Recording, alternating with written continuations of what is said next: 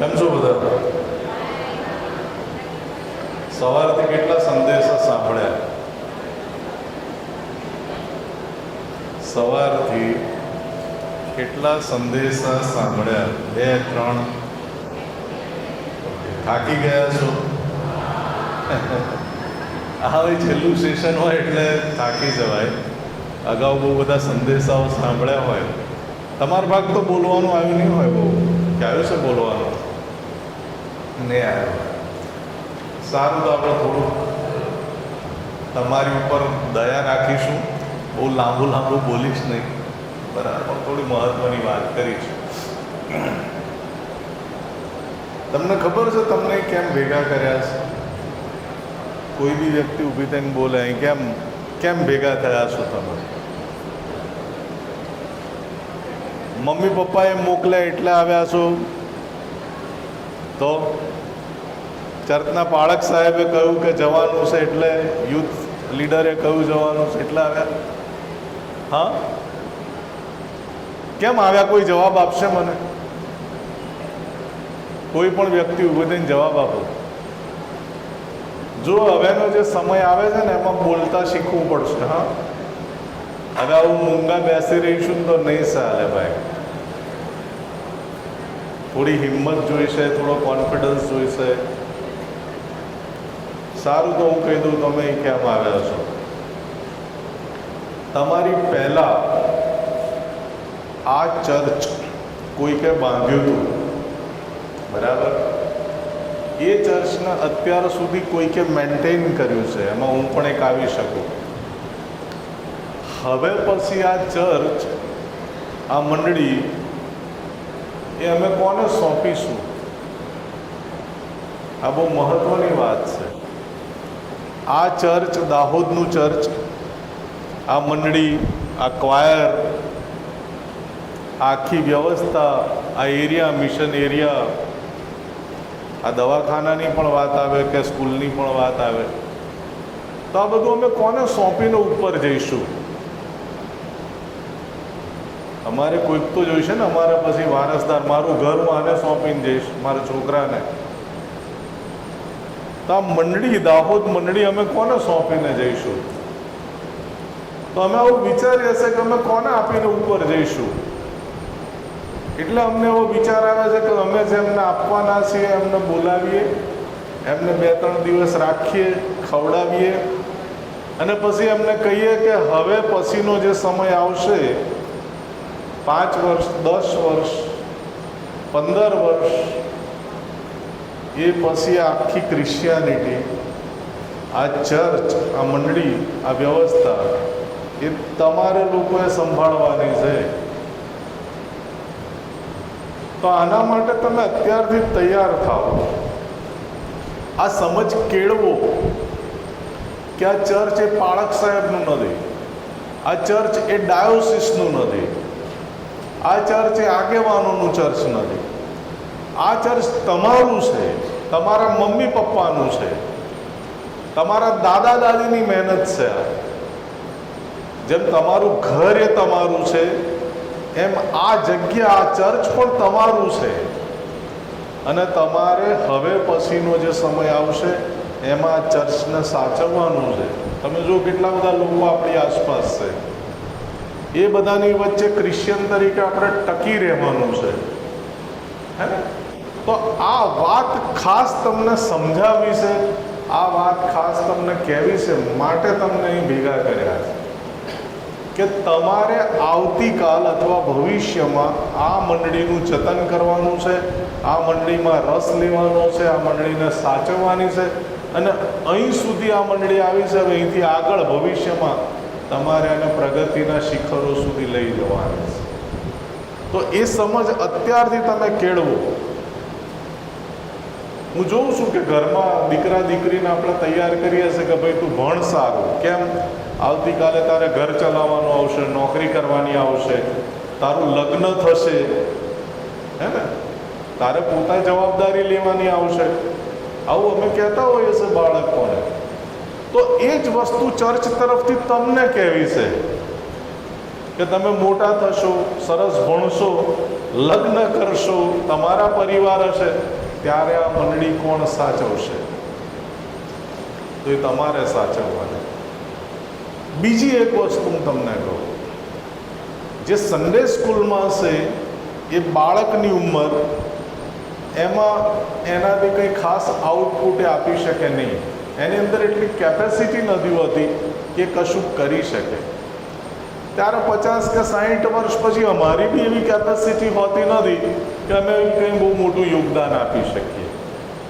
આ તમારી જે ઉંમર છે એ પરફેક્ટ ઉંમર છે જ્યાં તમારે ઈશ્વર માટે વધુમાં વધુ તમે કામ કરી શકો, મંડળી માટે વધુમાં વધુ કામ કરી શકો, તમારા પરિવાર માટે વધુમાં વધુ તમે કામ કરી શકો. કારણ કે આ તમારી ઉંમર છે. આ ઉંમરમાં એનર્જી, શક્તિ અને ઉત્સાહ સૌથી વધારે હોય. એટલે અમે એવું ઈચ્છીએ છીએ કે આટલી બધી શક્તિશાળી વ્યક્તિઓ, આટલા બધા આપણા મંડળીના જુવાનો, આ જુવાનો જો કોઈક રીતે ક્રિશ્ચિયાનિટી માટે સક્રિય થાય, આ બધા જુવાનો જો એવું વિચારે કે ઈસુએ મારે માટે બહુ બધું કર્યું, મારે ઈસુ માટે કશું કરવું જોઈએ, અથવા તો હું દાહોદ મંડળીનો સભ્ય છું, હું ખ્રિસ્તી છું, તો મારે ખ્રિસ્તી તરીકે કશુંક આઉટપુટ આપવું જોઈએ, તો બહુ મોટી શક્તિ પેદા થાય. તો આ બે વસ્તુના કારણે તમને અહીં ભેગા કર્યા છે. પહેલી વસ્તુ તો આવતીકાલની ભવિષ્યની મંડળી એ તમે બાંધવાના છો, રાઈટ? તમે ઓલિમ્પિક જુઓ, કોઈ બી રમત, તો એમાં એક જણ દોડે પેલી મશાલ લઈને, પછી અમુક અંતર આવે પછી એ મશાલ બીજાના હાથમાં મૂકે, એને ટોર્ચ બેરર એવો શબ્દ છે એના માટે. પછી એ મશાલ લઈને બીજી વ્યક્તિ દોડે અને પછી આગળ જઈને ત્રીજી વ્યક્તિના હાથમાં મૂકે. તો બહુ પહેલાં અહીંયા ક્રોમી સાહેબને એવા મિશનરીઓ આવ્યા. હું ને પ્રેષિત રસ્તામાં વાત કરતા હતા, યાર આવા વિસ્તારમાં એ મિશનરીઓ પરદેશથી કેમ ના આવ્યા હશે? પણ એ લોકો આવ્યા અને અહીંયા આવીને એમણે આપણને ખ્રિસ્તી ધર્મની સમજ આપી. એ સમયે આપણા સમાજમાં ઊંચ નીચના ભેદભાવ હતા, ગરીબ શ્રીમંતના ભેદભાવ હતા, અને એવા સમયે મિશનરીઓએ આપણને ગૌરવ આપ્યું, માન આપ્યું, અને સૌથી મહત્ત્વની વાત તો ઈશ્વરની સાથે આપણો કોન્ટેક્ટ કરાવ્યો, પરિચય કરાવ્યો. એ સમયે શું સ્થિતિ હતી તમને તો એ સ્થિતિની ખબર જ નહીં હોય, કારણ કે તમે તો એટલા સરસ કપડાં પહેરીને બેઠા છો, સરસ મજાના જીન્સ છે, ટી શર્ટ છે, બહાર કેટલાક છોકરાઓ મજાથી બેઠા છે ખુરશીમાં, બહુ જલસા છે, તમે જલસા જ જોયા છે. એ સમયે મારું ઘર મણિનગરમાં બનતું હતું ત્યારે તો હું બી કદાચ 5-1 વર્ષનો હઈશ. તો અમારા ત્યાં 30 ફૂટ ઊંડી ખાડા ખોદીને મોટી મોટી ગટરની પાઇપો નંખાતી હતી. એક પાઇપ આટલી મોટી હશે. હવે એ 30 ફૂટ ઊંડો ખાડો ખોદતું હતું કોણ? તો હું જોઉં તો મને કહેવામાં આવે કે આમ કોણ છે? તો આદિવાસી મજૂરો. આવું કહેવામાં આવતું. અમે પૂછીએ કે તમારું વતન કયું? તો કા ઢઢેલા કે કા ગામડી કે કા બીજું કોઈ ગામ કે લીમડી કે કોઈક રણિયારનું હોય. અને કેવી સ્થિતિ મેં જોઈ છે. આવો તડકો હોય, આવા તડકામાં એ 30 ફૂટ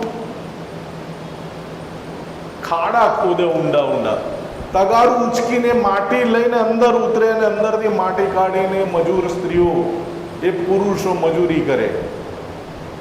હાડકા દેખાય, ઘણી વાર તો એમના નાના નાના બાળકો હોય. હમણાં જ મારી આઈટીઆઈમાં પીડબ્લ્યુડીએ રોડ બનાવ્યો. રોડનો માલિક જે હતો એ સૌરાષ્ટ્રના પટેલ હતા. એ જે રોડ બનાવતા હતા પીડબ્લ્યુડીના કોન્ટ્રાક્ટર, એ સૌરાષ્ટ્રના પટેલ ભાઈ હતા, મારા મિત્ર. અને મજૂરી કરતું હતું કોણ હતું? એ પંચમહાલના આદિવાસી ભાઈ બહેનો હતા. ભર તડકામાં મકાઈનો રોટલો ખાતા ખાતા મજૂરી કરે લસણની ચટણી જોડે. આવા સમયે જંગલ. મેં એવું સાંભળ્યું હતું કે અહીંયા તો ડાકુઓ અને લૂંટારાઓ રહેતા, લૂંટી લેતા. કેમ? પૈસા હોય ને વ્યક્તિ પાસે, એટલે આખરે કરે શું? ઘરમાં રૂપિયો હોય નહીં, ઘરમાં બાળકો હોય, ઘરમાં સાંજ પડે ખાવાનું જોઈએ, તે કરે શું જંગલોમાં? એટલે આ ઝાલોદથી તમે આગળ જાઓ, ડુંગરાઓ છે, ડુંગરા ઉપર લૂંટફાટો થતી. આવી સ્થિતિ વચ્ચે પરદેશથી કેટલાક મિશનરીઓ અહીંયા આવ્યા અને આવામાં એ લોકો ફર્યા. મને આજે બી એવો વિચાર આવ્યો કે એમને મરવાની બીક નહીં લાગી હોય. એ મિશનનું નામ હતું ભીલ મિશન અથવા tribal mission, Indian tribal mission. મેં એની ચોપડીઓ વાંચે છે. ક્રોમી સાહેબનો ફોટો મેં જોયો છે આદિવાસી પોશાકમાં તીરકાંઠા સાથેનો.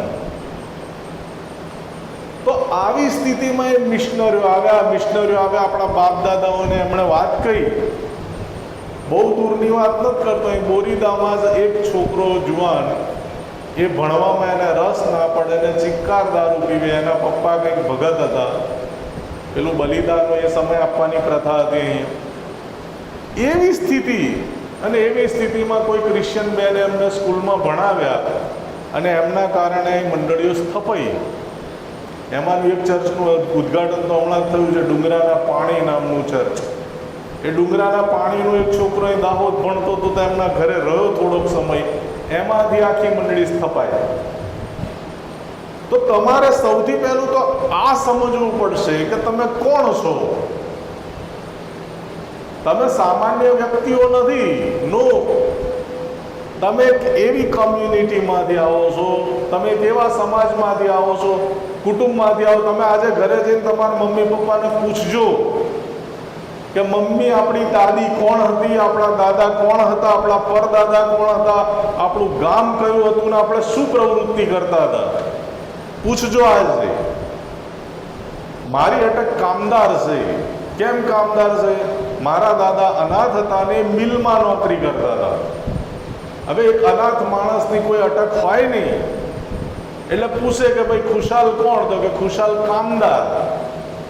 એ મારી અટક બની ગઈ. આખરે મારા મમ્મી અનાથ હતા. એ બી એમણે આણંદના પેલા હોસ્ટેલમાં રહીને મોટા થયા. મારા એક મામા હતા, એ રાજસ્થાન ભાગીને જતા રહ્યા અને કારને કપડું મારતા હતા અને ત્યાં કોઈ ક્રિશ્ચિયન ભાઈની કાર હતી ને એમને નોકરી મળી. એ રાજસ્થાન છે, જોધપુર. અમારી સોસાયટીમાં એક બેન હતા, એમના પપ્પાનું નામ હતું ભગવાનભાઈ. તો પૂછ્યું કે ભગવાનભાઈ કોણ? ભગવાનભાઈ કોણ? તો કે ભગવાનભાઈ કોઈ નામ નથી, ભગવાનને ઈશ્વરને કહે છે. કેમ? કારણ કે એમના કોઈ મા બાપ જ નહીં, એ તો કચરા ટોપલીમાંથી ખંભાતથી મળેલા. તો આ મિશનરીઓએ તમારા માટે જે કંઈ કર્યું છે એનું પરિણામ તમે અત્યારે આ દાહોદ મંડળીમાં ભોગવો છો.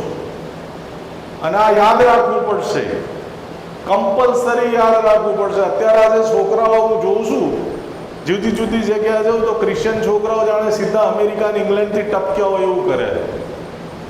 એ જાત જાતની ફેશનો અને જાત જાતનું બધું. ત્યારે મને એમ થાય છે કે તમે તમારી પેઢીઓને યાદ કરો કે યાર તમે કઈ જગ્યાએથી આવ્યા છો, તમારા મા બાપોએ કેવો સંઘર્ષ કર્યો છે, કેવી મહેનત કરી છે, આ ક્રિશ્ચિયાનિટીએ તમારા માટે શું કર્યું છે, ત્યારે તમે અહીં સુધી પહોંચ્યા છો. એટલે આ એક ચર્ચ નથી. નો, તમે ભલે એને ચર્ચ શબ્દ વાપરતા હોય પણ આ ચર્ચ નથી. આ એ જગ્યા છે જ્યાંથી ઈશ્વરે તમને બોલાવ્યા છે, તમને ઉંચક્યા છે, તમને સિલેક્ટ કર્યા છે અને તમને પ્રભુ ઉપર લઈ ગયા છે. તો તમારે સૌથી પહેલું તો આ વસ્તુ સમજવી પડશે કે કઈ જવાબદારી અમે તમને સોંપવા માંગીએ છીએ. આ એ જવાબદારી છે કે જે મિશનરીઓએ વર્ષો પહેલાં તમારા બાપ દાદા માટે કર્યું, તમારા કુટુંબ માટે કર્યું, અને હવે કોણ કરશે? હવે મિશનરીઓ આવવાના નહીં આપણા દેશમાં. નો, હવે મિશનરીઓ નહીં આવે તો હવે કોણ જશે? આ દાહોદની આસપાસના ગામડામાં જે બીજા આદિવાસી મજૂરો છે એમનું ધ્યાન કોણ રાખશે? એમના જીવનમાં કોણ કામ કરશે? તો એ તમારે કરવાનું છે. હવે એ કામ હવે કરશે કોણ? એ તમારે કરવાનું છે. તો સૌથી પહેલાં તો તમારે એ સમજવાનું છે કે તમે કોણ છો. એવું જ્યારે તમને પૂછવામાં આવે, તમારી સાચી ઓળખ કહીએ તમને પૂછવામાં આવે, તો તમે તમારું નામ બોલો, તમારા પપ્પાનું નામ બોલો, કોઈ વાંધો નથી. પણ એક સાચી ઓળખ તમારી એ છે કે તમે ક્રિશ્ચિયન છો. You are a Christian. તમે ખ્રિસ્તી વ્યક્તિ છો. અને એક ખ્રિસ્તી વ્યક્તિ એ સામાન્ય ન હોઈ શકે. નો, કેમ ન હોઈ શકે? હું તમને સાબિત કરી નાખું. સૌથી પહેલી ગુજરાતની સ્કૂલ કોણે શરૂ કરી ખબર તમને? અત્યારે કેટલી બધી સ્કૂલ છે દાહોદમાં. તમને કદી આ વસ્તુ કોઈકે કીધી કે પહેલી સ્કૂલ ગુજરાતમાં કોણે શરૂ કરી? પહેલી સ્કૂલ ગુજરાતમાં ક્રિશ્ચિયન મિશનરીએ શરૂ કરી, જેમ્સ ગ્લાસગોએ રાજકોટમાં. તમે જાઓ રાજકોટ જઈને જુઓ, આજે બી એક ગ્લાસગો રૂમ છે, એમાં નાના બાલ મંદિરના છોકરાઓ માટે આટલી નાની નાની પાટલીઓ છે અને ભણે છે આજે બી છોકરાઓ ત્યાં ગ્લાસગોને ત્યાં. તમે કદી આ નામ સાંભળ્યું છે ગ્લાસગોનું, જેમ્સ ગ્લાસગોનું? એ ગ્લાસગો 28 કે 30 વર્ષનો માણસ આયર્લેન્ડ બેલફાસ્ટથી હોડીમાં નીકળ્યો. ત્યારે તો આવી વિમાનની મુસાફરી હતી નહીં. એ હોડીમાં નીકળ્યા એમની પત્ની સાથે ને એમની નાની એક બચ્ચી હતી, 3 મહિનાની કે 3 વર્ષની. અને એવી હોડીમાં એ લોકો નીકળ્યા. તમે વિચાર કરો, 6 મહિના એમણે હોડીમાં મુસાફરી કરી. હું પહેલાં દાહોદ આવતો તો, હમણાં રસ્તામાં જ મેં વાત કરી તો 5 કલાક લાગે દાહોદ આવતા બસમાં. તો હું બહુ કંટાળી જાઉં. અમદાવાદથી દાહોદ આવું ને ત્યારે બસમાં આવું, બહુ કંટાળી જાઉં. કારણ કે 5 કલાક કન્ટિન્યુઅસ બેસી રહેવાનું થાય. તો પેલું વચ્ચે સ્ટેશન આવે ને, ક્યાંક બસ ચા નાસ્તા માટે રોકાય તો બહુ સારું લાગે કે ચલો ચા પીવા મળશે. તો 5 કલાકની મુસાફરીમાં જો હું થાકી જતો તો પેલા જેમ્સ ગ્લાસગો 6 મહિના, કેટલા મહિના? 6 મહિના મુસાફરી કરીને એ ઉતર્યા ઘોઘા બંદરે. ઘોઘાનું ચર્ચ કેટલાએ જોયું છે? આમાંથી જોયું કોઈને? યસ, 2 જણાએ જોયું છે, બાકી કોઈને જોયું નહીં. તો સન્ડે સ્કૂલની પિકનિક હવે ઘોઘાએ લઈ જજો ક્યારે. રિસોર્ટ બહુ થઈ ગયા, આપણે ઘોઘા જવું જોઈએ. રિસોર્ટ તો આમાં એમને ઘનશ્યામ છે જઈને આવ્યો અત્યારે. તો તમે ઘોઘા જાઓ, જુઓ એ જગ્યા જુઓ કે જ્યાં ગ્લાસગો આવ્યા પછી શું થયું? બધું સરસ હતું, બધું ભવ્ય હતું. એ પરદેશનો માણસ માઇનસ ટેમ્પરેચરમાં રહેલો અહીંયા આટલી બધી ગરમીમાં કેમ ન રહે? આવતાની સાથે થોડાક સમયમાં એની નાની છોકરી જે હતી પેલી 3 વર્ષની, એ મરણ પામી. આટલી ખબર છે. આરસ પાંડે, એની ઉપર આરસ પાંડે દેવદૂતનું પૂતળું છે, શિલ્પ. રાજકોટમાં આરસ પાંડે આટલી ખબર છે, એનું આટલું પૂતળું છે. તમે કોઈ માનવા તૈયાર છો કે તમારા મા બાપ સારી રીતે જીવે, તમને અત્યારે આ જલસા કરવાનું જીવન મળે, અત્યારે આ મોજશોખ મળે, એના માટે એક 3 વર્ષની છોકરીએ બલિદાન આપ્યું છે? તમને ખબર છે? કોઈ નહીં જાણતું આ બધું. એક 3 વર્ષની છોકરી આટલી નાની એના મા બાપ સાથે બિચારી સ્ટીમરમાં આવી 6 મહિના અને મરી ગઈ. કેમ આવી હતી? ભણવા આવી હતી? ના. રમવા આવી હતી? ના. કેમ? એના પપ્પાને એવું હતું કે હું ગુજરાત જાઉં, ગુજરાતમાં જઈને જે ગરીબ માણસો છે, જે મજૂરી કરનારા માણસો છે, જે દુઃખી માણસો છે, જે અનાથ માણસો છે, એમના જીવનમાં હું કામ કરું ને એમને ઈસુની વાત કહું. એના માટે મિશનરી અહીં આવે અને બિચારો ત્યાં મરી ગયો માણસ, એ છોકરી. એની સાથે બીજા જે મિશનરી આવ્યા, અલેક્ઝાન્ડર કેર, એ પણ મરી ગયા સાહેબ. અને તમારા મિશન શું છે એનું નાનું મોડલ જોવું હોય તો બહુ દૂર જવાની જરૂર નહીં. અહીંયા જાઓ, ઝાલોદમાં પેલા બાળકો છે, ગરીબ બાળકો હોસ્ટેલમાં જઈને જુઓ કેવી સ્થિતિમાં નાહે છે. હું અમદાવાદમાં કહું છું, આપણા ઘરોમાં હીટરો છે, ગીઝર છે, અને એ બાળકો કઈ રીતે નાહે છે, એ બાળકો નાના નાના કઈ રીતે જીવે છે, જમે જઈને જુઓ. એ તમારા જ વિસ્તારના બાળકો છે. જો એ ક્રિશ્ચિયાનિટીએ શું કામ કર્યું છે વર્ષો પહેલા ને આજે બી ક્રિશ્ચિયાનિટી શું કામ કરે છે. આવું મણિનગરમાં એક ભવ્ય ફ્લેટમાં 25 થી 30 જણાની વચ્ચે મેં આ વાત કરી હમણાં થોડા સમય પહેલા. તો ત્યાં આગળ એક હિન્દુ છોકરી ઇંગ્લેન્ડથી આવેલી, હિન્દુ છોકરી આવેલી. હું તો બોલીને આવતો રહ્યો. પછી થોડાક સમય પછી હિન્દુ છોકરીએ ફોન નંબર લઈને મને ફોન કર્યો. ઇંગ્લેન્ડમાં કરોડોપતિ છોકરી છે, હિન્દુ છોકરી, અન્ય જ્ઞાતિની, કરોડો રૂપિયાની માલિક છે. એણે ફોન કર્યો કે સાહેબ તમે ઝાલોદની વાત કરેલી, મારે ઝાલોદમાં ગીઝર આપવા છે કે કશીક ભેટ આપવી છે. અને મેં વોલેસભાઈનો ફોન નંબર આપીને એમની સાથે એનો સંપર્ક કરાવ્યો. એક હિન્દુ છોકરીને અસર થયા. તમને આ વાતની અસર થાય છે? એક ઇંગ્લેન્ડની કરોડોપતિ છોકરીના હૃદયમાં એવું થયું કે મારે આ બાળકો માટે કશું કરવું જોઈએ. તો આ તો તમારી જ જ્ઞાતિના બાળકો છે, ભલા માણસ તમારા જેવા જ છે. ક્યારેક તમારા બાપ દાદા બી આવા જ હતા.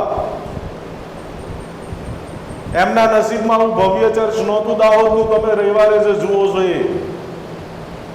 એ તો મજૂરી કરીને બિચારા મોટા થયા છે. એમના માટે મિશનરીઓએ કામ કર્યું. બરકીટ સાહેબની હું તમને વાત કરું, આવા જ પર્વતો છે, ડુંગરો ઉત્તર ગુજરાતમાં.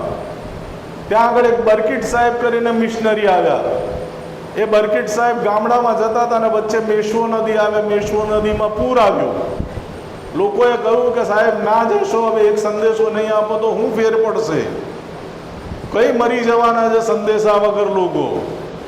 બરકીટ સાહેબ કે ના, મારો કામથી હું એ કામથી તો આવ્યો છું. અને બરકીટ સાહેબ ઘોડા સાથે મેશ્વો નદીમાં તણાઈ ગયા. હમણાં જ એમના 10 વર્ષ ઉજવ્યા. વાઘપુર નામનું ગામ છે, ત્યાં વાઘપુર. ક્યારેક જજો, તમે બધા જોજો, આ બધું જોશો તો ખ્યાલ આવશે. હું બી તમારા જેવો છો, તો મને કશી ખબર નથી ક્રિશ્ચિયાનિટી એટલે શું. હું બી દાહોદ આવતો તો જલસા કરવા માટે આવતો, એ રણિયારના તળાવમાં મવડાનો દારૂ પીવા આવતા અમે અમદાવાદથી સ્પેશિયલ. કેમ? અમને આવી ખબર જ નહોતી કે આ મિશનરીઓ શું છે. અમને આવી ખબર જ નથી કે ચર્ચ એ શું છે. અમને તેવું જ હતું કે ચર્ચ એટલે શું, પાળક સાહેબ સરસ સંદેશો આપે, મજાના ગીતો ક્વાયર વાળા ગાય, અમારે બેસી રહેવાનું અને જુવાનીમાં ક્યાંક હારી છોકરી કે હારો છોકરો મળી જાય ચર્ચમાં તો ભયો. અમને ક્રિશ્ચિયાનિટીનો મિશન સ્વરૂપ તો કદી અમને ખબર જ નહોતી. તે વાઘપુર ગામની અંદર એક ભાઈ હતા, એમને વાઘ કરડ્યો. 64 ટાંકાનું ઓપરેશન કર્યું એ બરકીટ સાહેબની પત્ની. પહેલવેલી ટેક્સ્ટ બુક, અત્યારે તમે ભણો છો, ટેક્સ્ટ બુક ભણતા હશો ને, પાઠ્યપુસ્તક. પહેલવેલું પાઠ્યપુસ્તક કોણે લખ્યું, કોણે બનાવ્યું? એ બી જેમ્સ ગ્લાસગો સાહેબે બનાવ્યું. એ સુરત પ્રેસમાં છપાયું. આ ક્રિશ્ચિયાનિટીએ શોધ કરી છે સાહેબ. ક્રિશ્ચિયાનિટી આનું નામ છે, એ કઈ સામાન્ય વસ્તુ નહીં. આ ઇલેક્ટ્રોમેગ્નેટિઝમથી આ કામ કરે છે માઇક. ઇલેક્ટ્રોમેગ્નેટિઝમ કોણે શોધ્યું? ફેરાડે. નિયમ કોનો? ફેરાડેનો નિયમ. તમે ભણ્યા છો ને વિજ્ઞાન, બધા વિજ્ઞાનના નિયમો આવે જાત જાતના.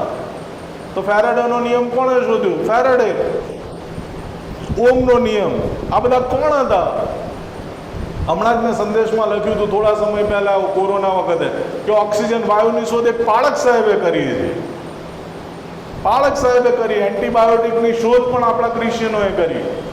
તમે આ વિમાનને ઉડતું જુઓ છો, ક્યારેક વિચારો કે આવું 800 પેસેન્જરને લઈને આ વિમાન આકાશમાં કેમનું ઉડતું હશે? ચાલો હું તમને અમદાવાદ એરપોર્ટ લઈ જાઉં રાત્રે 2 વાગે મારી સાથે, ચલો અમદાવાદ એરપોર્ટ પર, અને તમે જુઓ કે તમે ક્યાં છો ને દુનિયા ક્યાં છે. આ દાહોદ તમારું ખાબોચ્યું છે, નાનું ખાબોચ્યું છે દાહોદ. એમાંથી બહાર આવો તો ખબર પડે બહાર દુનિયા ક્યાં પહોંચી છે ને કેટલા આગળ પહોંચી છે. રાત્રે તમારા જેવા કેટલાય છોકરા છોકરીઓ પરદેશથી આવે છે ને પરદેશ જાય છે એરપોર્ટ ઉપર. ઢગલાબંધ છોકરાઓ બેગો લઈને આવે છે ને બેગો લઈને જાય છે. સારામાં સારી નોકરીઓ કરે છે એ લોકો, એમને લેવા માટે કારો આવતી હોય છે. તો આ વિમાનની શોધ કોણે કરી? તમે કોઈ બી એક ટેકનોલોજી લો જાઓ, તમને ચેલેન્જ મારી, ખુલ્લી ચેલેન્જ. કોઈ પણ ટેકનોલોજી તમે જુઓ, કોણે શોધ કરી છે સાહેબ? તો તમે એમના વારસદાર છો. લતા મંગેશકરનો એક ઇન્ટરવ્યુ થયો. લતા મંગેશકરજીને પૂછવામાં આવ્યું કે આ સંગીત તમારું બહુ સરસ છે. ત્યારે લતાજીએ બહુ સરસ વાત કરી કે અમે જે ગ્રુપ સિંગિંગ શીખ્યા, જે નોટેશન શીખ્યા, જે રેકોર્ડિંગ શીખ્યા, એ બધું જ અમને ચર્ચમાંથી શીખવા મળ્યું. ગોવાનીઝ મ્યુઝિશિયનોએ શીખ્યું. આ પ્રેષિત સંદેશમાં 12 હપ્તાની એક સિરીઝ લખી ક્રિશ્ચિયન મ્યુઝિશિયન્સની. તો સંગીતમાં બી ક્રિશ્ચિયનોનું બહુ મોટું યોગદાન છે. કિડની હોસ્પિટલમાં તમે જાઓ, ત્યાં કિડની ટ્રાન્સપ્લાન્ટ થાય છે, કિડની કાઢીને બીજી નાખે છે. તો કિડની ટ્રાન્સપ્લાન્ટ કરતા કોણે શીખ્યું? ડેનમાર્કના એક ડોક્ટરે શીખ્યું, ક્રિશ્ચિયન. તો તમે જુઓ ક્રિશ્ચિયનોનું કેટલું મોટું યોગદાન છે. ઇવન ગુજરાતી ભાષા તમે ભણો છો, એનું વ્યાકરણ બી JVS ટેલર સાહેબે લખ્યું છે. મને બીજા ધર્મના ઘણા મિત્રો કહે છે કે અમને તમારું લગ્ન બહુ ગમે છે. કેમ? એમાં જે પેલી વ્હાઈટ છોકરીઓ પહેરે છે ને એ. અરે તમે આપણા સમાજમાં કેટલી સુંદર પ્રથા છે કે પહેલો છોકરો આવીને બેસી જાય અને પછી છોકરી જ્યારે આવે ને ત્યારે આખું ચર્ચ ઊભું થઈને એને માન આપે. કેમ માન આપે? કારણ કે છોકરી ત્યાગ કરે છે પોતાના મા બાપનો અને પતિના ઘરે જઈ રહી છે. આ ગમે છે. એક રાજકારણીની છોકરાની વહુએ મને કહેલું કે મારી એક જીવનમાં ઈચ્છા છે. શું? તો કે મારે તમારો વ્હાઈટ ગાઉન પહેરવો છે. ફિલ્મોમાં તમે લગ્ન જુઓ કેવી રીતે બતાવે છે. મોટા ભાગે ક્રિશ્ચિયન લગ્ન બતાવતા હશે ફિલ્મોમાં. આપણું મરણ બી એટલું વખણાય છે. એના વિશે બી લોકોએ કહ્યું છે કે તમારું મરણ બહુ સિસ્ટમેટિક હોય છે, બહુ ગૌરવપૂર્ણ છે. તો ક્રિશ્ચિયાનિટી એ સામાન્ય વસ્તુ નહીં. બધા માણસ એ માત્ર ને માત્ર ટીમલી કેવું નહીં. તો સારી વસ્તુ છે, આપણે કરીએ છીએ, નાચીએ છીએ, સારી વસ્તુ છે, આપણી સંસ્કૃતિ છે. પણ માત્ર એટલા પૂરતું મર્યાદિત નહીં, એનાથી બહુ બધું આગળ છે, બહુ બધું આગળ છે. તો સૌથી પહેલી વસ્તુ આ છે કે તમે દાહોદ મંડળીના વારસદાર છો. એનો અર્થ એ કે તમે વિશ્વની ક્રિશ્ચિયાનિટીના વારસદાર છો. અને એ ક્રિશ્ચિયાનિટી જેણે આખી દુનિયા બદલી નાખી છે.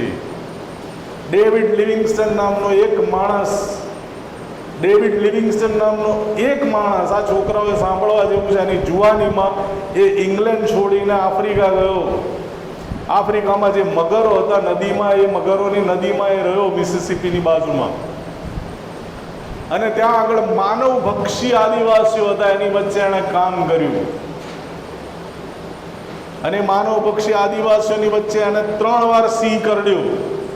એક વાર તો એને પેલો કાંટા વાગ્યા તો આખું લોહી એની આંખ કાઢી લેવામાં આવી. એની પત્ની એને કહી દીધું કે આવા ચહેરા સાથે હું તારી સાથે ના રહી શકું. ને માણસ આખો આફ્રિકા ક્રિશ્ચિયન કરી નાખ્યું સાહેબ. બીજું એક સરસ ઉદાહરણ છે. સ્કોટ સાહેબ ઓરિસ્સામાં ક્યાંક આદિવાસી વિસ્તારમાં જતા હશે અને ત્યાં એમના આદિવાસી માણસોએ ઘેરી લીધા તીરકાંઠા લઈને ભાલા સાથે. એમને ખબર હતી કે મારે મરવાનું છે, કોઈ બચાવનાર નથી. એટલે એમની પાસે વાયોલિન હતું. એમણે વાયોલિન કાઢીને એની પર ગીત વગાડ્યું એક ક્રિશ્ચિયન. એમને એમ કે હમણાં કોઈ ભાલો મારશે ને હું મરી જઈશ, હમણાં કોઈ તીર મારશે ને હું મરી જઈશ. પરિણામ શું આવ્યું ખબર છે? એમણે જ્યારે આંખ ખોલીને તો આદિવાસીઓ રડતા હતા ગીત સાંભળીને. અને આજે ઓરિસ્સા પોણા વાગનું ક્રિશ્ચિયન છે.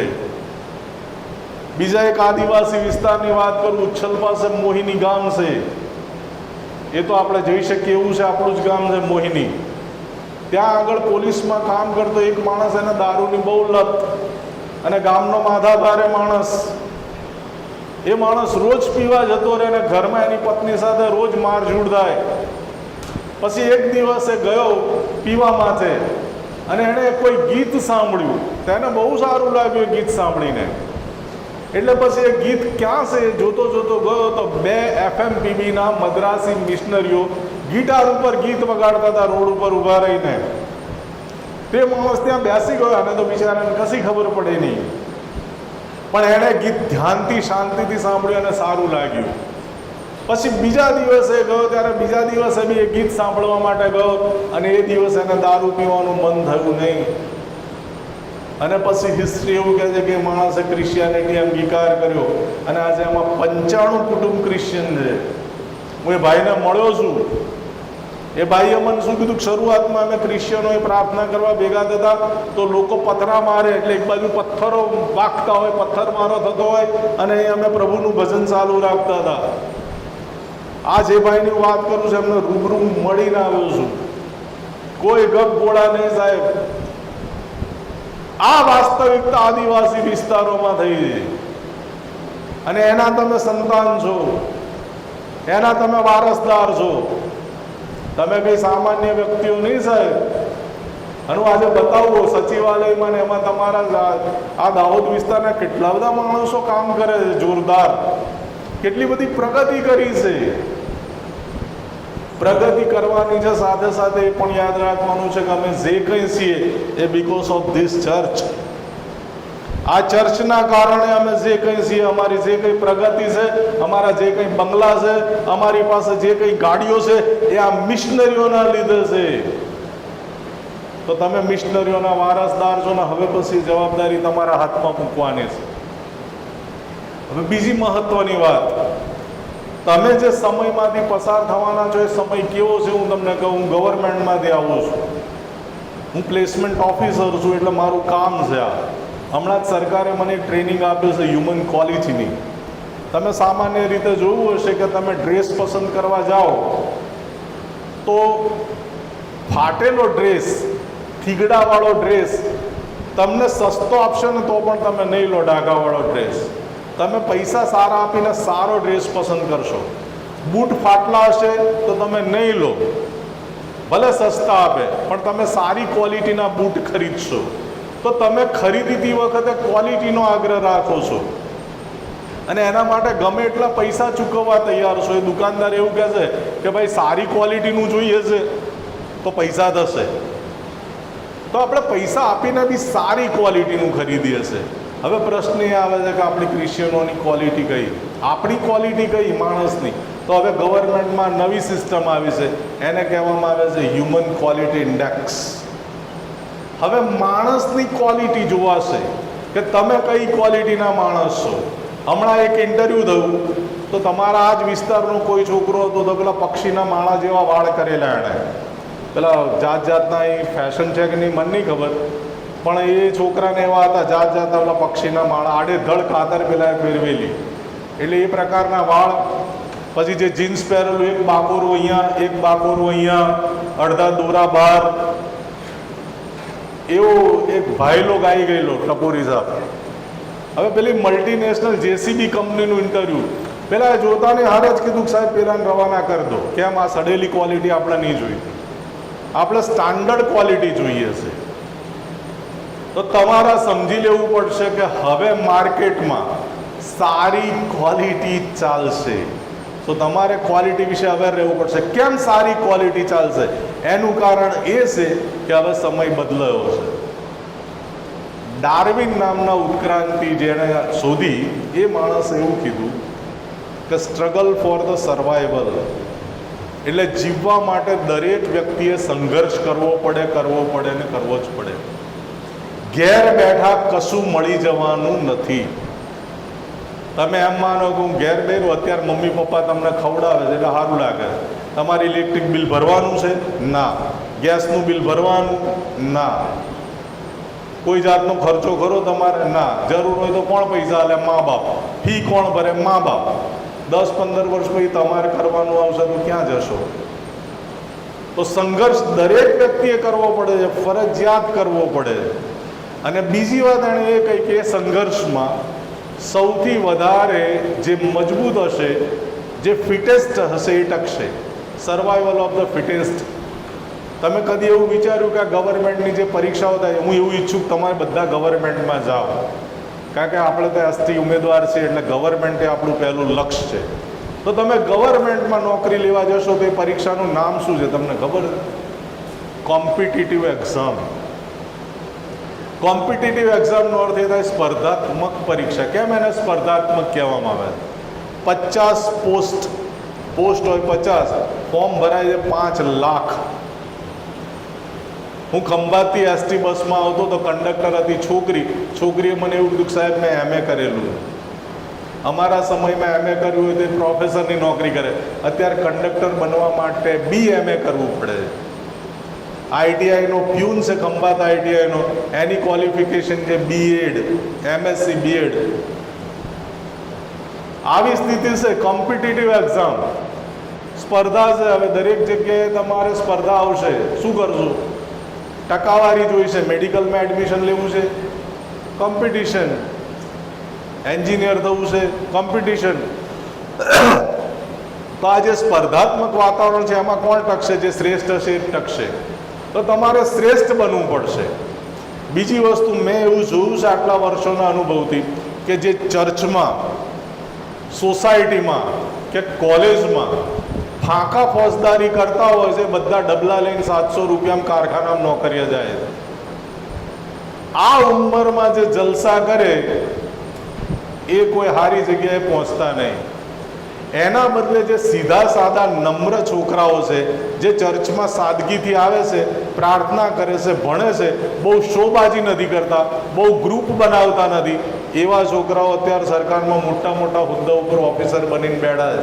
અમારા મણિનગરનું ઉદાહરણ હું તમને કહું છું. એટલે એનાથી એવું સાબિત થાય છે કે આ 5 વર્ષ તમે મહેનત કરો, આને કેરિયરના વર્ષ કહેવાય. આ 5 વર્ષ તમે મહેનત કરો અને પછી સારી નોકરી મળે. તમે 5 વર્ષ મહેનત કરશો તો તમારા ટકા સારા આવશે, ટકા સારા આવશે તો નોકરી સારી મળશે, નોકરી સારી હશે તો પગાર સારો હશે, પગાર સારો હશે તો છોકરીને છોકરો સારા મળશે, ઘર સરસ બનશે અને ગાડું મજા મજાથી ચાલશે. પણ અત્યારે તમે જો જલસા કરશો તો ભણાશે નહીં. 2 ટ્રાયલ 3 ટ્રાયલ ને 4 ટ્રાયલ, એના પછી પગાર બી એવો જ મળશે, નોકરી એવી મળશે કારખાનાઓમાં, અને પછી આખી જિંદગીના લોહી ઉકાળા. તો આ સીધું ગણિત છે. 5 વર્ષ અત્યારે મહેનત કરો, 50 વર્ષ લહેર કરો, અથવા 5 વર્ષ લહેર કરો અને 50 વર્ષ મજૂરી કરો. આ સીધું ગણિત છે. તો આને કહેવામાં આવે છે સર્વાઈવલ ઓફ ધ ફિટેસ્ટ. તમે જો અત્યારે બધે એક્સ્ટ્રા માંગે છે. પેલી એડવર્ટાઇઝમાં બી દેખાય, ये दिल मांगे मोर, ये दिल मांगे मोर, बाय 1 गेट 1, એક ઉપર એક ફ્રી. તો એક્સ્ટ્રાનો જમાનો છે. તો હવે સમય બી તમારી પાસેથી કશું કે એક્સ્ટ્રા માંગશે. તમે ઓર્ડિનરી હોય એ નહીં ચાલે, તમારે ટોચ ઉપર રહેવું પડશે. હવે તમારા ઓછા ટકા હશે, નહીં ચાલે. અમારા જમાનામાં નોકરીઓ મળી ગઈ, હવે તમને નોકરીઓ મળવાની નથી.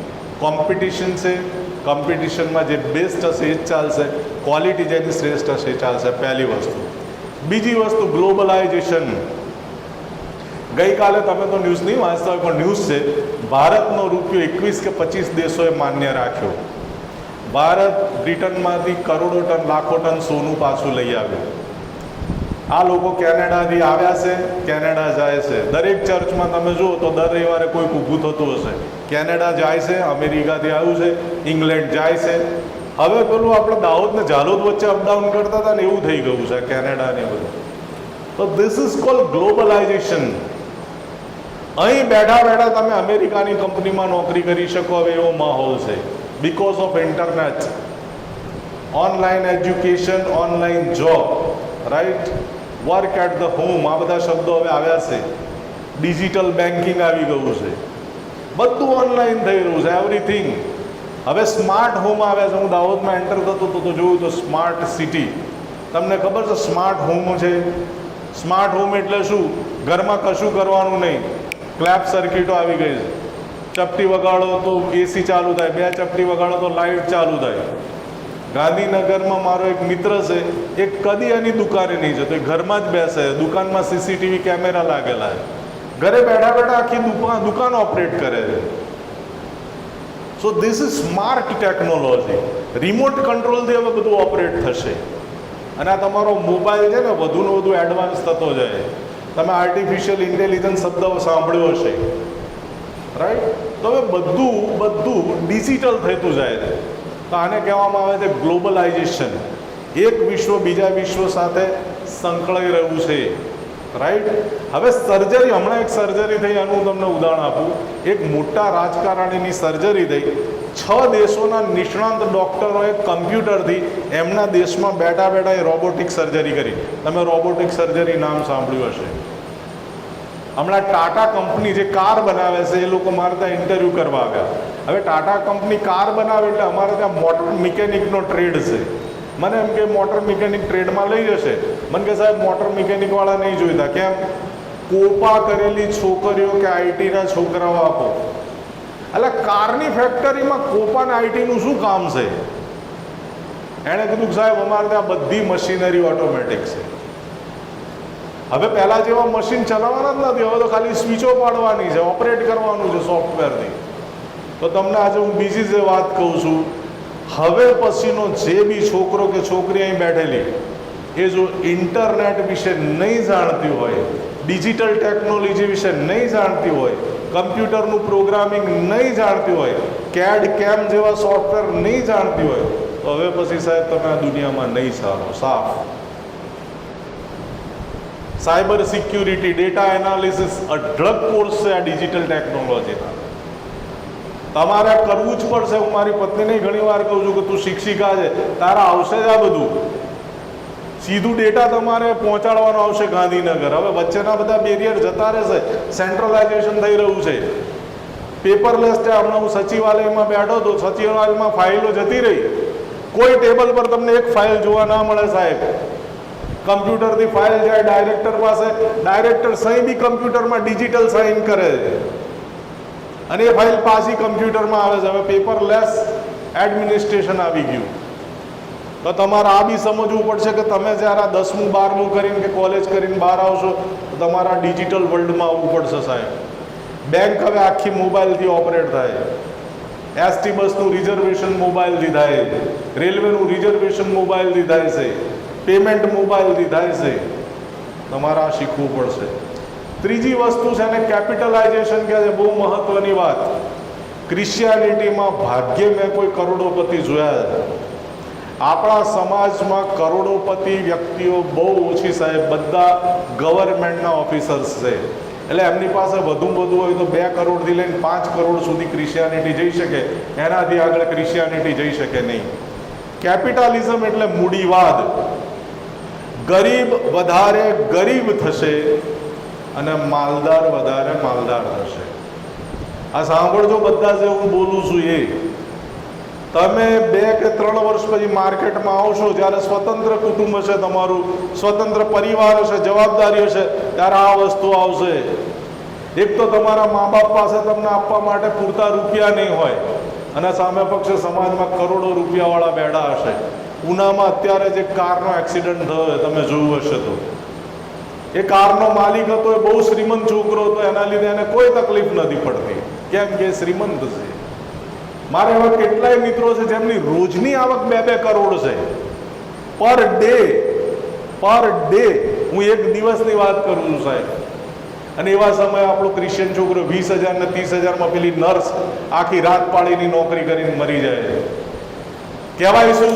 મા બાપે નર્સિંગ કરાવ્યું, GNM કરાવ્યું. આવો અમદાવાદ, એ નર્સને જો ગવર્મેન્ટ નોકરી મળે તો ચાલે, બાકી ત્યાં આગળ તો બહુ ભૂંડી દશા છે એની. એ પ્રાઇવેટ કંપનીમાં આખી રાત બિચારી હોસ્પિટલમાં મજૂરી કરીને મરી જાય. આપણા છોકરાઓ આઈટીઆઈમાં અમારા ત્યાં આવે છે. આઈટીઆઈનો સ્ટાર્ટિંગ પગાર કેટલો છે? 12,000 રૂપિયા અને 15,000 રૂપિયા સ્ટાર્ટિંગ પગાર છે. કઈ રીતે ઘર ચાલશે? આ વર્ષે સરકારે ઘર ચલાવવા માટે કેટલા રૂપિયા જોઈએ એનો આંકડો બહાર પાડ્યો. 33,000 રૂપિયા જોઈએ ઘર ચલાવવા માટે. બચતની વાત તો પછી. સારું ઘર ચલાવવા માટે મિનિમમ 33,000 રૂપિયા જોઈશે. આપણી પાસે આ છે વ્યવસ્થા? તો હવે મારી એક બીજી સલાહ છે કે અત્યાર સુધી ભલે આપણા મા બાપે નોકરી કરી, તમે આ ઉંમરથી નાના બિઝનેસ શરૂ કરી દો. કાલે જે ક્રિશ્ચિયન યુથ ફેલોશિપના છોકરાએ મને મેસેજ કર્યો, સાહેબ તમે આ કહ્યું ને, મારી માએ અથાણું બનાવ્યું છે, મેં વેચવાનું શરૂ કર્યું. બીજા એક ક્રિશ્ચિયન છોકરાએ અમૂલનું પાર્લર શરૂ કર્યું છે મણિનગરમાં. ત્રીજો ક્રિશ્ચિયન છોકરાએ દૂધ વેચે છે ક્રિશ્ચિયન છોકરો. હવે એને કોઈ શરમ નથી. નો, મણિનગરમાં સારા ઘરના ક્રિશ્ચિયન છોકરા છોકરીઓએ નાના બિઝનેસ શરૂ કર્યા છે. આજે ભલે તમને નાના લાગે, તમે 5 વર્ષ પછી મને મળજો, એ બધા મોટા હશે ઊંચાઈ પર. બેસ્ટ ઉદાહરણ આપું. મણિનગરમાં યુપીથી એક ભૈયાજી છોકરો તમારી ઉંમરનો આવ્યો, ઉત્તર પ્રદેશથી, અને એણે એક લારી મૂકી તો પોલીસવાળાને લારી નહોતી મૂકવા દીધા. હું પત્રકાર હતો એટલે મેં પોલીસવાળાને રિક્વેસ્ટ કરીને એને લારી મૂકવા દીધી. એ ચાટ બનાવતો, પકોડીને ચાટ, લખનઉ ચાટ એનું નામ, મથુરાવાસી. એણે હમણાં 50 લાખ કે 2 કરોડની દુકાન લીધી સાહેબ, અને એના ત્યાં લાઈન લાગે છે. 4 કલાકમાં તો ચાટને બધું વેચાઈ જાય છે. અને આમે પક્ષે આપણે નોકરીમાં 10 થી 6 કલાક ટીચાઈએ છે, 12,000 લઈને આવીએ છીએ. ઘરમાં પૈસા નથી એટલે મારામારીઓ પતિ પત્ની વચ્ચે, બાળકોના કંકાસ, બાળકોને ભણાવવાના પ્રશ્નો, બધા પ્રશ્નો. ક્રિશ્ચિયાનિટીએ હવે નોકરી શોધવાનું બંધ કરીને બિઝનેસ શરૂ કરવા પડશે. આ બહુ સ્પષ્ટ વાત છે. એડમિશન ના મળતું તો આપણી કોલેજો છે જ, આણંદમાં પહોંચી જજો. સારામાં સારી કોલેજો છે તમારી પાસે. તમે એમાં એજ્યુકેશન લો, ટેકનોલોજીની સાથે સાથે બિઝનેસ પણ ડેવલપ કરો. કારણ કે ઘર ચલાવવા માટે રૂપિયો જોઈશે ને. જોઈશે જેના સિવાય નહીં સારું. ચોથી મહત્વની વસ્તુ કાસ્ટિઝમ. પહેલાં શું હતું? પહેલાંના સમયમાં જ્ઞાતિનું કોઈ મહત્વ નહોતું. આજે બી ઘણી બધી જગ્યાએ એવી છે કે જ્યાં જ્ઞાતિને બહુ મહત્વ નથી આપતા, પણ અમુક જગ્યાએ તો હવે જોવાય છે જ્ઞાતિ. તમે ક્રિશ્ચિયન છો, તમે ફલાણી જ્ઞાતિના છો, તમે ઢીકણી જ્ઞાતિના છો. મણિનગરમાં 4 ફ્લેટ હતા. એ ચારે ચારમાં હું ગયો અને મને રૂબરૂ એવું કહેવામાં આવ્યું કે સાહેબ અમને તો ક્રિશ્ચિયનો માટે બહુ માન છે, અમે આપવા તૈયાર છીએ, તો ફ્લેટના લોકોએ નક્કી કર્યું છે કે ક્રિશ્ચિયનોને નહીં આપવા. તો હવે આ બી જોવાશે. તો કાસ્ટિઝમ બી હવે સમાજમાં છે. તમે ક્રિશ્ચિયન છો તો તમારે એ પ્રકારે રહેવું પડશે, જીવવું પડશે. તો આ બી એક અસર આવશે. તમારે બીજા લોકોનો પ્રેમ જીતવો પડશે. તમારી સાથે જે બીજા ધર્મના લોકો છે એમની સાથે હળી મળીને રહેતા શીખવું પડશે, એમને મિત્રો બનાવતા શીખવું પડશે. એટલે હું કહું છું કે આ ખાબોચિયામાં ભરાઈ ના બેસતા, બિલકુલ નહીં બેસતા. તમે નોકરી કરવા જશો તો ત્યાં ચર્ચ જેવું વાતાવરણ નહીં હોય. ત્યાં ક્રિશ્ચિયન 5 નર્સો હશે ને 50 જણા અન્ય ધર્મી હશે. હું જ નોકરી કરું છું ત્યાં 3 ક્રિશ્ચિયન છીએ અને બાકીના 90 જણા અન્ય ધર્મી છે. તો એ બધાની વચ્ચે મારે પ્રેમભાવથી કેવી રીતે જીવવું? અને સાહેબ બાઇબલમાં ઈસુનું શિક્ષણ એટલું અપ ટુ ડેટ છે, તમને બધી ખબર પડશે. તો આ કાસ્ટિઝમ એ પણ તમારે જોવું પડશે. હવે આ સમયમાં મારે ડેવલપમેન્ટ થવું હોય, હ્યુમન ક્વોલિટી ડેવલપ કરવી હોય તો કઈ રીતે થાય? ટૂંકમાં કહીને હું વાત બંધ કરું. હું બોમ્બે જતો હતો. હવે ધ્યાનથી સાંભળજો, બહુ અગત્યની વાત છે. હું મુંબઈ જતો હતો. ત્યાં એક અન્ય ધર્મી પ્રોફેસર હતો, MBA કરતો હતો, HR. અને એ મારી સાથે ટ્રેનમાં હતો. તો અમે બંને જણા બહારને ઊભા રહ્યા. એટલે એણે મને એવું કહ્યું, સાહેબ અત્યારે HR મેનેજમેન્ટમાં શ્રેષ્ઠતા 4 પ્રકારે મપાય છે. માનવીય શ્રેષ્ઠતાના 4 પ્રકાર. કયા 4 પ્રકાર? સામાન્ય રીતે આપણે કોઈને શ્રેષ્ઠ કહેવા હોય તો કઈ રીતે કહીએ? 99% લાવ્યો શ્રેષ્ઠ, ડૉક્ટર બન્યો શ્રેષ્ઠ, એન્જિનિયર બન્યો બેસ્ટ. એવું નહીં હવે જોવાતું. હવે જે સમય આવી ચૂક્યો છે ને તમારો સમય આવશે, એમાં 4 વસ્તુ જોવાશે. હું રોજ 2 ઇન્ટરવ્યૂમાં બેસું છું. ડેઈલી મારી નોકરી જ ઇન્ટરવ્યૂ લેવાની. અને એ ઇન્ટરવ્યૂમાં હું જોઈ શકું છું કઈ રીતે ઇન્ટરવ્યૂ લેવાય. તો 4 જોવામાં આવે. કઈ 4 વસ્તુ જોવામાં આવે છે? Physical quotient. ફિઝિકલ કોશન્ટ એટલે શરીર કેટલું તમારું સક્ષમ છે. હવે મલ્ટીનેશનલ કંપની પોતાનો વજન કાંટો લઈને આવે છે, વજન કરે છે. હવે પહેલા પોલીસમાં જ દોડાવતા હતા, હવે મલ્ટીનેશનલ કંપની બી તમારી ફિઝિકલ સ્ટ્રેન્થ જુએ છે. તો પહેલું છે શારીરિક તમે કેટલા મજબૂત છો. એ બીજી વસ્તુ ઇન્ટેલિજન્ટ કોશન્ટ. તમે કેટલા ઇન્ટેલિજન્ટ છો, તમે વાતચીત કેવી રીતે કરો છો, તમે દલીલ કેવી રીતે કરો છો, તમે ડિસિઝન કેવા લો છો, તમે અઘરી પરિસ્થિતિઓમાંથી ઉકેલ કેવી રીતે લાવો છો, તમે તમારી કેરિયર કેવી બુદ્ધિપૂર્વક ડેવલપ કરો છો.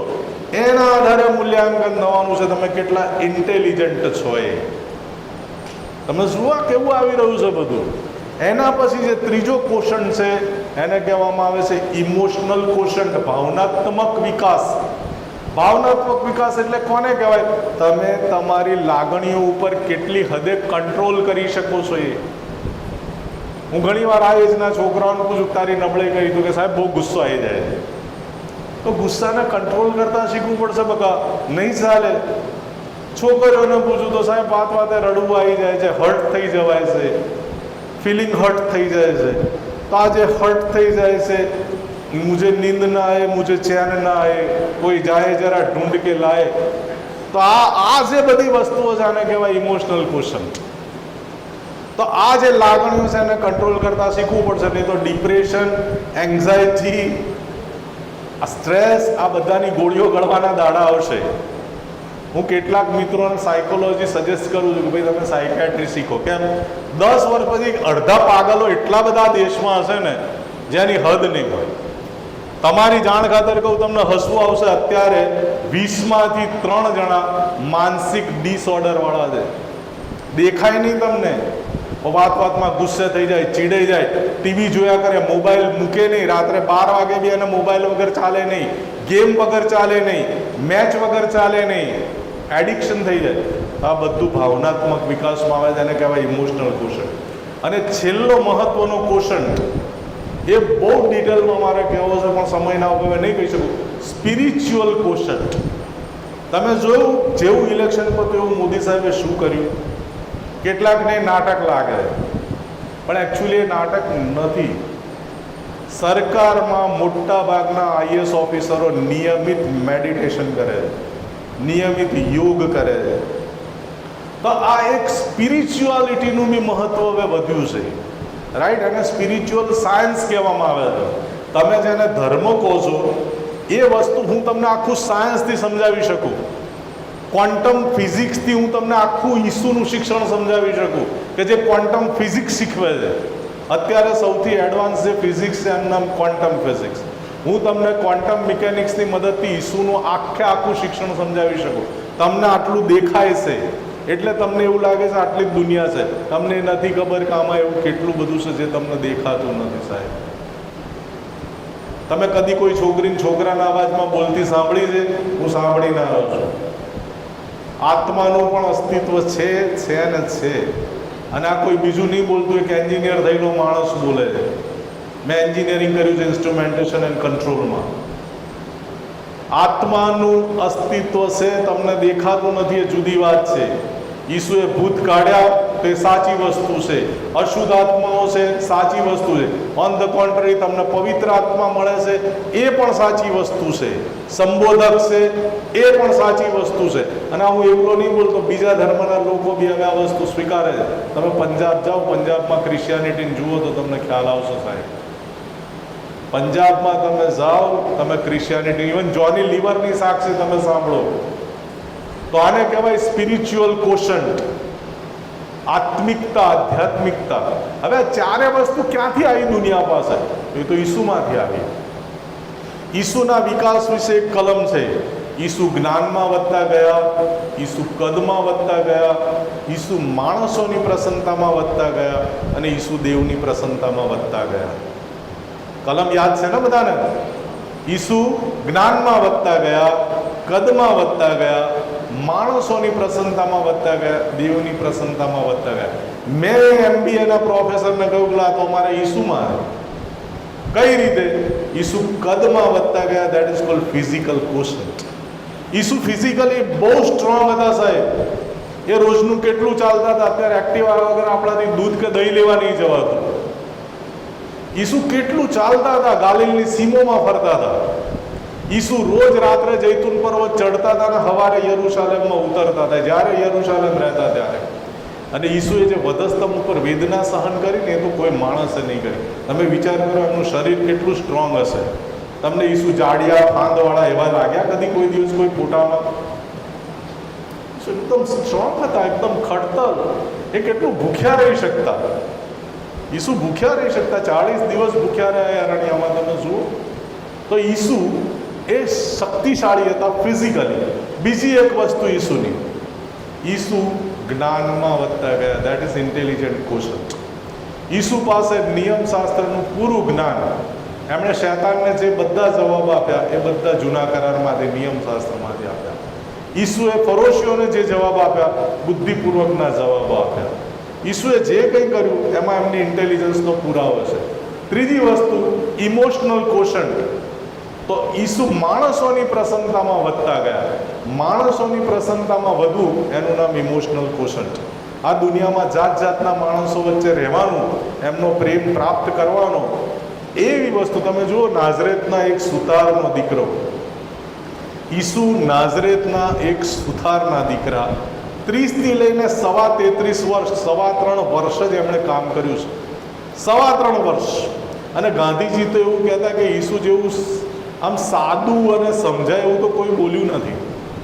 અને છતાં એ માણસના આજે હું તમે આજે આટલા વર્ષો પછી દાહોદના ચર્ચમાં યાદ કરીએ છીએ. આનાથી મોટી લોકપ્રિયતા શું હોઈ શકે? આજે પોણું વિશ્વ ક્રિશ્ચિયન છે, સાહેબ. અને ઈસુને ન જાણતું એ નાત બાર. હું એકવાર CM કાર્યાલયમાં ગયેલો અને ત્યાં મેં ઈસુનું વાક્ય જોયેલું. ઈસુને બધા જાણે છે ને ઈસુને બધા માન આપે છે. તો ઈસુની આ લોકપ્રિયતાનો પુરાવો છે. ઈસુની પાછળ 4000 અને 5-5 હજારના ટોળા જ હતા. તો જીસસ વોઝ વેરી પોપ્યુલર. માણસોની પ્રસન્નતામાં એ વધતા ગયા.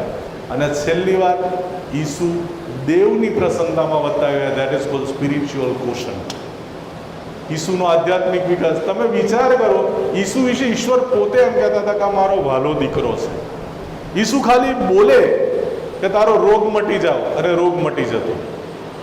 ઈસુ પ્રાર્થના કરે ત્યારે પરસેવો પડે લોહીનો. તમને મને કદી પ્રાર્થનામાં સાદો પરસેવો પડતો હોય તો ખબર નહીં, એમને લોહીનો પરસેવો પડતો હતો. તો એમનો સ્પિરિચ્યુઅલ કોશન્ટ કેટલો પાવરફુલ હશે તમે સમજી શકો. તો ઈસુ જ્ઞાનમાં વધતા ગયા, કદમાં વધતા ગયા, માણસોની પ્રસન્નતામાં વધતા ગયા અને દેવની પ્રસન્નતામાં વધતા ગયા. તો તમારે હવે પછીની જે દુનિયા છે એમાં જીવવું હશે તો આ 4 પ્રકારે વિકાસ કરવો પડશે ઈસુની માફક. પહેલું, ફિઝિકલી સ્ટ્રોંગ બનો. જો કે દાઉદના છોકરીઓને કહેવાનું હોય નહીં, તમારો તો જીન્સ જ મજબૂત છે, જીનેટિકલી યુ આર સ્ટ્રોંગ. તો પહેલી વાત, હવે પીઝા પાસ્તા કાલથી બંધ, મકઈના રોટલા ચાલુ અને ચણાના પત્તાની ભાજી, રાઈટ. બીજી વસ્તુ, એક્ટિવા બંધ, ચાલવાનું શરૂ કરો, સાયકલિંગ ચાલુ કરો, અને રોજ 1 કલાક ગેમ રમવાની જ. પણ કઈ ગેમ? Not in mobile. મોબાઈલના ગેમથી હાથ પગને કોઈ ફાયદો શરીરને થતો નહીં, ગાંઠનું શરીર કડંગું બની જાય છે, રાઈટ. એના બદલે તમે કોઈ તો પહેલાં વોલીબોલ રમતા હતા, મને એવી ખબર છે મિશનની બહાર. વોલીબોલ, ક્રિકેટ, બેડમિન્ટન, કંઈ પણ. અને આ તો મોટાને બી તમે કહેજો તમારા મંડળીના કે ભાઈ એમણે રમવા જેવું છે, તો એ રમો તમે, રાઈટ. ફિઝિકલી સ્ટ્રોંગ બનો. બીજી વસ્તુ, ઇન્ટેલિજન્ટ બનો. નોલેજ અને ઇન્ટેલિજન્સમાં તફાવત છે. નોલેજ એટલે શું? ચોપડીમાં જે લખેલું છે મેં રાત જાગીને ગોખી નાખ્યું અને મારા 99% આવ્યા, નામ નોલેજ. હવેની દુનિયામાં નોલેજ નહીં ચાલે. મમ્મી પેંડા વેચે, સારી વાત છે, પણ દુનિયામાં એ છોકરું નહીં ચાલે. બોર્ડમાં જે લોકો ફર્સ્ટ આવ્યા છે એમને તમે કદી ફેક્ટરીઓ ચલાવતા નહીં છો. એ અભણ માણસો, ઓછું ભણેલા જ ફેક્ટરીઓ ચલાવે કે ઇન્ડસ્ટ્રીના માલિકો. કેમ? વાય? તમે કદી વિચાર્યું છે? એનું કારણ એ છે કે ઇનોવેટિવ છે. નોલેજ છે એ ઇમિટેટિવ છે. નોલેજ એટલે શું? નકલ. કોઈ કે નિયમ શોધ્યો, મેં ગોખી નાખ્યું, નકલ. ઇન્ટેલિજન્સ એ શું છે? ઇન્ટેલિજન્સ ઇનોવેટિવ છે. એને સ્ટાર્ટઅપ કહે છે ભારતમાં. જે મોદી સાહેબે પણ કહ્યું, સ્ટાર્ટઅપ, નવું ડેવલપ કરો, કશુંક નવો આઈડિયા લાવો જે દુનિયા બદલી નાખે. સ્ટીવ જોબ મેકિન્ટોશ કંપની ચલાવે. પેપ્સીના જે સીઈઓ હતા એને કીધું કે તું ક્યાં સુધી મીઠું પાણી વેચીશ, ચાલ આવી જા મારી જોડે, આપણે દુનિયા બદલી નાખીએ. અને તમે જો આજે કમ્પ્યુટરે આખી દુનિયા બદલી નાખે છે, રાઈટ. તો તમે ઇનોવેટિવ બનો, કશુંક નવું કરો. કોઈકનું લખેલું ગીત ના ગાશો, પોતે ગીત બનાવો, દેટ ઇઝ ઇન્ટેલિજન્સ. કોઈકના લખેલા સિદ્ધાંતો ના વાંચો, પોતે સિદ્ધાંત બનાવો, પોતે નવી ડિઝાઇન બનાવો, નવું કરો કશુંક, સમથિંગ ન્યૂ, રાઈટ. તો એનું નામ કહેવાય ઇનોવેશન. પહેલાં આપણા ત્યાં કાજુ નહોતા થતા, અત્યારે ખેડા જિલ્લામાં કાજુની ખેતી થાય છે, બોલો. તો એનું નામ કહેવાય ઇનોવેશન, રાઈટ. તો આ તમારે ઇનોવેશન શીખો, દેટ ઇઝ ઇન્ટેલિજન્સ. ત્રીજી વસ્તુ, ઇમોશનલ કોશન્ટ. ઇમોશનલ કોશન્ટ આ બાજુ માટે બી જરૂરી છે ને આ બાજુ માટે બી જરૂરી. કેમ? કાલે ઉઠીને તમે નોકરી કરવા જશો, ત્યાં ભાઈબંધો નહીં હોય, ત્યાં જે ઓફિસર હશે ને એ બહુ ડેન્જરસ છે. બીજી વસ્તુ, વર્ક પોલિટિક્સ હશે, ત્યાં આગળ તમને સુખેથી કોઈ બેહવા નહીં દે, મારી ગેરંટી. તો નોકરી કરશો કે ધંધો કરશો, તમે સુખેથી નહીં બેસી શકો. ત્યાં પબ્લિક ડીલિંગ આવશે ને આવશે જ. તો પબ્લિક ડીલિંગ શીખવું હોય તો તમારે ઇમોશનલ ઇન્ટેલિજન્સ અથવા ઇમોશનલ કોશન્ટ પાવરફુલ જોઈશે. લાગણીઓ શું છે સમજવી પડશે. ઇવન તમારે તમારી ફેમિલી લાઈફ સારી જીવી હશે ને તો બી તમારે ઇમોશનલ સમજતા શીખવું પડશે. નહીં તો શું થશે? પતિ પત્નીની તકરાર. તમને ખબર છે સૌથી વધુ ફેમિલી પ્રોબ્લેમ ક્યાં છે? ક્રિશ્ચિયાનિટીમાં. તમને આશ્ચર્ય થશે પણ આ ડેટા કહું છું તમને. કેમ પ્રોબ્લેમ છે? ક્રિશ્ચિયનો વધુ પડતા લાગણીશીલ છે. પતિ પત્ની, તું મને સમજતી નથી, તું મને સમજતો નથી. એટલા બધા પ્રશ્નો. બંને નોકરી કરે છે, બંને કેપેબલ છે, બંને વચ્ચે ઘર્ષણ થાય. તો ઇમોશન્સને સમજો. છોકરીઓએ તો કાલે ઉઠીને પાર્કે ઘેર જવાનું છે. કોઈકનું લગ્ન કેનેડા પણ થશે, કોઈકનું લગ્ન ઇંગ્લેન્ડ પણ થશે. નવું વાતાવરણ છે, ત્યાં મમ્મી નહીં હોય, કઢી કેમની બનાવી નહીં ખબર પડે. ફોન કરવો પડશે, મમ્મી શું કરું?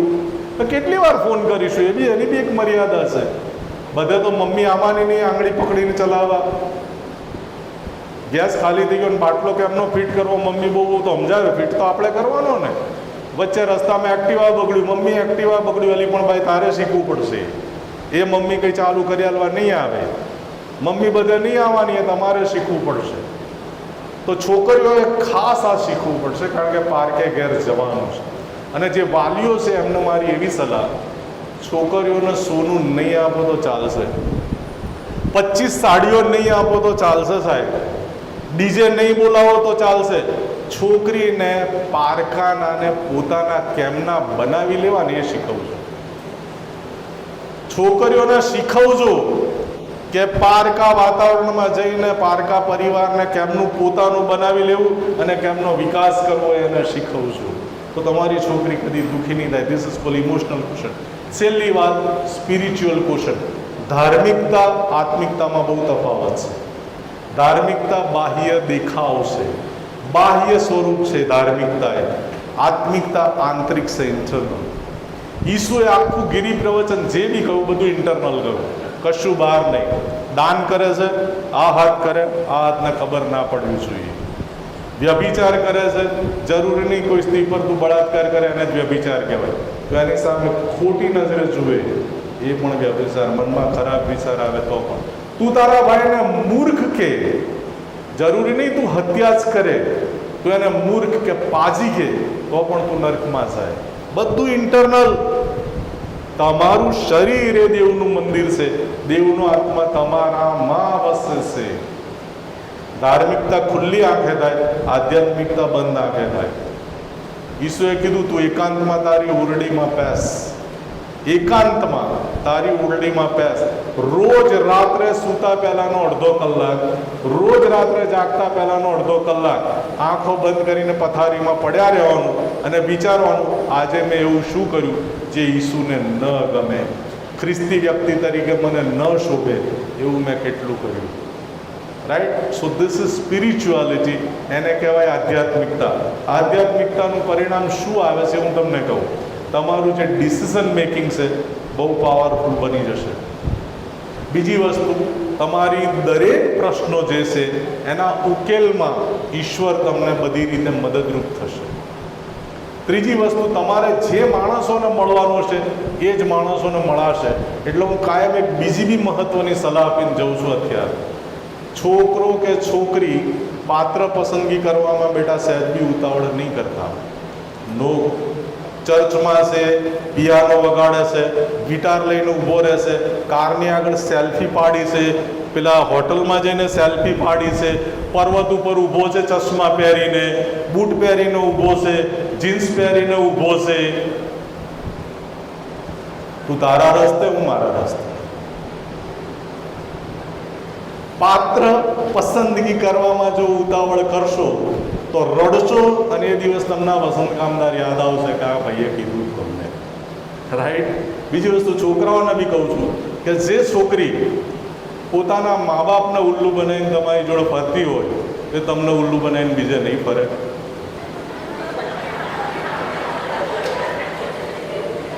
અલા, જેણે જન્મ આપ્યો છે, જેણે મોટી કરી છે લોહી પાણી એક કરીને, એને જો છેતરીને પપ્પા હમણાં મમ્મી જાગે છો પછી વાત કરું. એટલા પાત્ર પસંદગી ઉતાવળ કરતા નહીં. એલિયાઝર ઊંટ લઈને નીકળ્યો ત્યારે પ્રાર્થના કરીને નીકળ્યો. ઇબ્રાહીમે પ્રાર્થના કરી અને નક્કી કર્યું કે એક એવી છોકરી પ્રભુ આપો કે જે મને તો પાણી પાય, ઊંટને પણ પાણી પાય. અને 14 વર્ષની એક છોકરી રિબકા, એણે એલિયાઝરને તો પાણી પાયું, એના 10 ઊંટોને બી પાણી પાયું સાહેબ. 10 ઊંટોને. હવે વિચાર કરો છોકરી કેવી હશે. એની મમ્મી અને એના ભાઈએ કહ્યું કે બેટા હવે 10 દિવસ તો અમારી જોડે રહી જા, કારણ કે એ જમાનામાં મોબાઈલ ફોન કેવું તો હતું નહીં, બસો કે વિમાન. એટલે છોકરી ગઈ એટલે મરી ગઈ એવું જ હતું એ જમાનામાં. એટલે એની મમ્મી અને ભાઈએ કીધું કે રહી જાય. હવે કોઈ બી છોકરીની જિંદગીમાં એના સૌથી નજીકના પાત્રો કોણ હોય? એનો ભાઈ હોય ને એની મમ્મી હોય. એમણે રિક્વેસ્ટ કરી તો એ છોકરીએ શું કીધું? કહું ના, હવે હું અહીં નહીં રહું, હું મારા પતિના ઘરે જઈશ. અને એવી છોકરી જ્યારે એના પતિના ઘરે ગઈ ત્યારે બપોરનો સમય હતો, આ જ ટાઈમ હતો કદાચ 4 થી 5નો. 4 થી 5 વાગે એ છોકરી જ્યારે એના પતિના ઘરે ગઈ ત્યારે એનો પતિ શું કરતો હતો ખબર તમને? પ્રાર્થના કરતો હતો. તમારા માટે ઈશ્વર એક સુંદર છોકરી ક્યાંક રાખી મૂકી છે, તમારા માટે ઈશ્વરે ક્યાંક એક સુંદર છોકરો રાખી મૂક્યો છે. શક્ય છે અમદાવાદમાં હોય ને, રાજકોટમાં હોય ને, સુરતમાં હોય ને, ગમે ત્યાં હોય. તમે વિચારશો, તમે ખાલી દાહોદ પંચમહાલ પૂરતું વિચારશો, ઈશ્વર આખી દુનિયા જુએ છે. ઈશ્વરને ખબર છે તમારા માટે બેસ્ટ શું છે. તો મહેરબાની કરીને પાત્ર પસંદગીમાં ઉતાવળ નહીં કરતા, પછી તો એ લફરા છે જ આખી જિંદગી અમે અત્યારે એ ભોગવી જ છે, એટલે તમારે ભોગવવાનું છે. સો ડોન્ટ વરી, બરાબર? હસીને છૂટા પડે. થેન્ક યુ વેરી મચ મને સાંભળવા માટે. Thank you very much.